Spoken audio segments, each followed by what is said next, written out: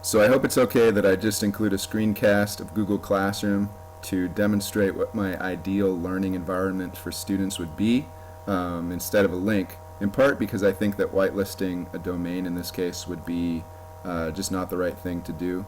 And I want to share Google Classroom and the way that I use it because for me right now and my students, it is the ideal learning space. And there's a couple reasons why. One is the ease of access. When students are on their Google Chromebook, it's so easy for them to get to Google Classroom. Any student can do it. Any student can do it quickly. So it's a good starting point for us.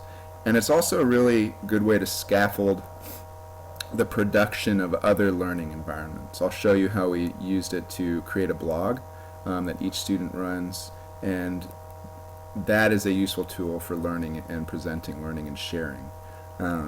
I also find that it just works really well for all types of different kinds of assignments and activities we may do in the classroom. For instance, we'll use it for guided research. We'll use it for when I'm introducing new technology. Socrative is how we're doing our bell work now, and exit tickets. I'll have videos for when students finish early, group activities such as websites that we'll all access together, and in this case we used coordinates of earthquakes to locate earthquakes on a map. Again, guided research, we will do tests, quizzes, common assessments on Google Forms. I'll use Educanon as a way to present videos because Educanon allows me to embed questions in the video itself. I find that really increases engagement with the students. We'll do group activities, the Great Fossil Find being one example. Here is where we built our blogs together. And so, you're able to include documents such as instructions, rubrics, graphic organizers, and then videos or any kind of link that can help scaffold the process, in this case of building the blog.